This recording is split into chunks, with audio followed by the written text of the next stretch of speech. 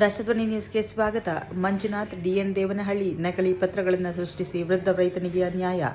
ತಾಲೂಕಿನ ವಿಜಯಪುರ ಹೋಬಳಿ ಗಡ್ಡದ ನಾಗೇನಹಳ್ಳಿ ಗ್ರಾಮದ survey number 61ರಲ್ಲಿ 61/11 2 ಎಕರೆ ಜಮೀನನ್ನು ಗುರಪ್ಪ ಬಿನ್ ಮುನಿಶಾಮಪ್ಪ ಮತ್ತು ಮುನಿಶಾಮಪ್ಪ ಬಿನ್ ಭೂಮಯ್ಯನವರಿಗೆ ಒಟ್ಟು 4 ಎಕರೆ ಮಂಜೂರಾಗಿರುತ್ತದೆ. ಪೌತಿ ಖಾತೆ ಪಾಣಿ ಎಲ್ಲವೂ ಇವರ ಹೆಸರಿನಲ್ಲಿದ್ದು ಮೂಲ ಮಂಜೂರುದಾರರು ಇವರೇ ಆಗಿರುತ್ತಾರೆ. ಆದರೆ ಸ್ವಗ್ರಾಮದ ಬಲಾಢ್ಯರು ನಕಲಿ ದಾಖಲೆಗಳನ್ನು ಸೃಷ್ಟಿಸಿ ರೈತರ ಭೂ ಕಬಳಿಸಿ ಮೋಸ ಮಾಡಿ ದೈಹಿಕ ಹಲ್ಲೆ ಮಾಡಿ ನಿರಂತರ ದೌರ್ಜನ್ಯ ಎಸಗಿದ್ದಾರೆ. ಆದ್ದರಿಂದ ಇದಕ್ಕೆ ಸಂಬಂಧಿಸಿದ ಅಧಿಕಾರಿಗಳು ಕೂಡಲೇ ಪರಿಶೀಲಿಸಿ ಕ್ರಮ ಕೈಗೊಳ್ಳಬೇಕು ಎಂದು ಸಾಮಾಜಿಕ ಹೋರಾಟಗಾರರಾದ ಚಂದ್ರಶೇಖರ್ ಒತ್ತಾಯಿಸಿದ್ದಾರೆ. ಪಟ್ಟಣದ ಜಿಲ್ಲಾ ಕಾರ್ಯನಿರತ ಪತ್ರಕರ್ತರ ಸಂಘದಲ್ಲಿ ನಡೆದ ಪತ್ರಿಕಾಗೋಷ್ಠಿಯಲ್ಲಿ ಮಾತನಾಡಿದ ಗುರಪ್ಪನವರು, ಅವಿದ್ಯಾವಂತರಾಗಿದ್ದು ಅಂತಹ ಮುಗ್ಧರನ್ನ ಮೋಸ ಮಾಡಿರುವ ಬಲಾಢ್ಯರ ವಿರುದ್ಧ ಅಧಿಕಾರಿಗಳಿಗೆ ಅನೇಕ ಸಲ ಮನವಿಯನ್ನ ಸಲ್ಲಿಸಿದ್ದು, ಕಾನೂನಿನ ಅಡಿಯಲ್ಲಿ ನಿಜವಾದ ವಾರಸುದಾರರೇ ನಾವೇ ಎಂದು ಖಚಿತಪಡಿಸಿದ್ದೇವೆ ಹಾಗೂ ಭೂ ಒತ್ತುವರಿ ತೆರವುಗೊಳಿಸಿ ನಮ್ಮ ಭೂಮಿಯನ್ನು ನಮಗೆ ಬಿಡಿಸಿಕೊಡುವಂತೆ ಹಲವಾರು ಬಾರಿ ಮನವಿ ಮಾಡಿದ್ದೇವೆ. ಯಾವುದೇ ಭೂ ಒತ್ತುವರಿ ತೆರವು ಮಾಡಿಲ್ಲ. ಇನ್ನಾದರೂ ದಲಿತರ ಜಮೀನನ್ನು ಒತ್ತುವರಿ ಮಾಡಿದವರ ಮೇಲೆ ಸೂಕ್ತ ಕಾನೂನು ಕ್ರಮ ಜರುಗಿಸಬೇಕು. ಇಲ್ಲವಾದಲ್ಲಿ ಮುಂದಿನ ದಿನಗಳಲ್ಲಿ ತೀವ್ರ ಹೋರಾಟ ಮಾಡಲಾಗುವುದು ಎಂದು ಎಚ್ಚರಿಸಿದರು. ಇದೇ ಸಂದರ್ಭದಲ್ಲಿ ಗುರಪ್ಪ, ವಿನೋದ್, ರಾಜ್, ನಾಗರಾಜ್, ಗಂಗಾಲಕ್ಷ್ಮಿ, ಅಂಜುಶ್ರೀ ಮತ್ತು ಕುಟುಂಬಸ್ಥರು ಭಾಗಿಯಾಗಿದ್ದರು. ಮಂಜುನಾಥ್ ಡಿಎನ್ ದೇವನಹಳ್ಳಿ ವರದಿ. ಮಂಜುನಾಥ್ ಡಿಎಂ ದೇವನಹಳ್ಳಿ. ಕ್ಷಣ ಕ್ಷಣ ಸುದ್ದಿಗಾಗಿ ವೀಕ್ಷಿಸಿ ರಾಷ್ಟ್ರಧ್ವನಿ ನ್ಯೂಸ್ ಕನ್ನಡ. ಹಾಗಾಗಿ ಇದೇ ಗ್ರಾಮದಲ್ಲಿ ಇವ್ರಿಗ ಹಿಂದೆ ಕ್ರಯ ಆಗಿರೋದ್ರಿಂದ ಇವರು 3ನೇ ಮಗ ಗೋಪಾಲಣ್ಣ ಅವರು ಏನ್ ಮಾಡ್ತಾರೆ, AC ಕೋರ್ಟ್ ಅಲ್ಲಿ ಪ್ರಕರಣ ದಾಖಲು ಮಾಡ್ತಾರೆ. ಪಿಟಿಸಿಎಲ್ ಪ್ರಕರಣ ದಾಖಲು ಮಾಡಿದಾಗ 2001-2ರಲ್ಲಿ ಇವ್ರ ಪರವಾಗಿ ಆದೇಶ ಆಗುತ್ತೆ, ಮೂಲ ಮಂಜೂರಿದಾರರ ಪರವಾಗಿನೇ. ಆಮೇಲೆ ಅವನು DC ಅಪೀಲ್ ಹೋಗ್ತಾನೆ, ಏನಾಗದು ಬಿನ್ ಅಶ್ವಥಪ್ಪ ಎಂಬುವರು. ಅಪೀಲ್ ಹೋದಾಗ ಅಲ್ಲಿಯೂ ಸಹ ಅವನು ರಿಜೆಕ್ಟ್ ಮಾಡಿ ಮೂಲ ಮಂಜೂರಿದಾರರ ಪರವಾಗಿ ಆಗುತ್ತೆ. ಆಮೇಲೆ ರೆಡ್ ಪಿಟಿಷನ್ ಹೋಗ್ತಾರೆ. ರೆಡ್ ಪಿಟಿಷನ್ ಹೈಕೋರ್ಟ್ ಹೋದಾಗೂ ಸಹ ಇವ್ರ ಪರವಾಗಿ ಆದೇಶ ಆಗುತ್ತೆ. ಇದರಂತೆ ಇವ್ರ ಹೆಸರು ಖಾತೆ ಪಾಣಿ ಮತ್ತೆ ಕೋರ್ಟ್ ಡಿಗ್ರಿನೂ ಸಹ ಆಗುತ್ತೆ. ಈ ಎಲ್ಲಾ ದಾಖಲೆಗಳು ಆದ್ಮೇಲೆ 2014ರಲ್ಲಿ ಫೈನಲ್ ಜಡ್ಜ್ಮೆಂಟ್ ಆಗುತ್ತೆ. ಎರಡನೇದು ಹೈಕೋರ್ಟ್ ಅಲ್ಲಿ 14ರಲ್ಲಿ ಭೂಮಿ ಬಿಡಿಸ್ಕೊಡಿ ಅಂದ್ಬಿಟ್ಟು ಸಂಬಂಧಪಟ್ಟ ಇಲಾಖೆಗಳು ಮನವಿನೂ ಕೊಡ್ತಾರೆ. ಆವಾಗಲೂ ಸಹ ಯಾವುದೇ ಕಂದಾಯ ಅಧಿಕಾರಿಗಳು ಆದೇಶಗಳಾಗಿದೆ, ಆದೇಶಗಳ ಮೇರೆಗೆ ಇವರಿಗೆ ಭೂಮಿಯನ್ನ ಬಿಡಿಸ್ಕೊಡ್ಬೇಕು ಅನ್ನೋ ಒಂದು ಹಿತದೃಷ್ಟಿಯಿಂದನೂ ಕೆಲಸ ಮಾಡಲಿಲ್ಲ.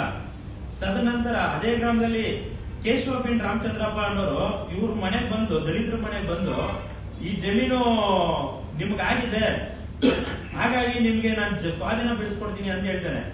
ಅಲ್ಲಿ ವಾಸ್ತವಾಂಶ ಏನಂದ್ರೆ 2021ರಲ್ಲಿ ಇವ್ರ ಮನೆಗೆ ಬರ್ತಾನೆ. 2001ರಲ್ಲಿ ಏನಾಗಿರೋದು ಬಿನ್ ಅಶ್ವಥಪ್ಪ ಅನ್ನೋರ ಹತ್ರನೇ ಜಾಗವನ್ನು ಅವನು ಕ್ರಯ ಮಾಡ್ಕೊಂಡ್ಬಿಟ್ಟಿರ್ತಾನೆ. ಏನ್ ನಮ್ಗಾಗಿರೋ 4 ಎಕರೆ ಪಿಟಿಸಿಎಲ್ ಆದೇಶದಂತೆ ಖಾತೆ ಪಾಣಿ ಅವ್ನು ವಜಾ ಮಾಡ್ಬೇಕಾಗಿತ್ತು.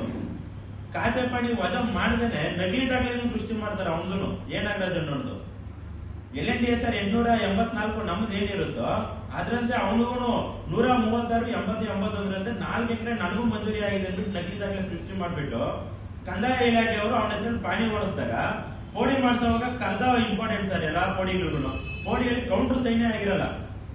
ಕೌಂಟರ್ ಸೈನ್ ಆಗ್ತಿರೇನೆ ಇವ್ರೇನ್ ಮಾಡಿರ್ತಾರೆ, ದಾಖಲಾತಿಗಳನ್ನ ಫೋರ್ಜರಿ ಮೇಲೆ ಪಾಣಿಯನ್ನು ಇಂಡಿಕರಣ ಮಾಡ್ತಾರೆ. DDLR ಸಿಗ್ನೇಚರ್ ಅಧಿಕೃತ ಸರ್. ಕೋಡಿಗೆ DDLR ಸಿಗ್ನೇಚರ್ ಇಲ್ದಿರೇನೆ ಇವ್ರು ಮಾಡಿರತಕ್ಕಂಥದ್ದು. ಅದೇ ತರನೇ ಏನು ಕೋಡಿಗಳಿಗೆ ಇವರು ದುರುದ್ದೇಶದಿಂದ, ರಾಜಕೀಯ ಬಲದಿಂದ ಅಥವಾ ಶೂಟ್ಕೇಸ್ ಬದಲಾವಣೆಗಳಿಂದ ಮಾಡಿದಾರೋ ಗೊತ್ತಿಲ್ಲ. ಕೋಡಿನೂ ವಜಾಗೆ ನಾವು ಆಯುಕ್ತರ ಗಮನ ತಂದು ಕೋಡಿ ಕ್ಯಾನ್ಸಲೇಷನ್ಗೂ ಹಾಕೊಂಡಿದ್ದೀವಿ.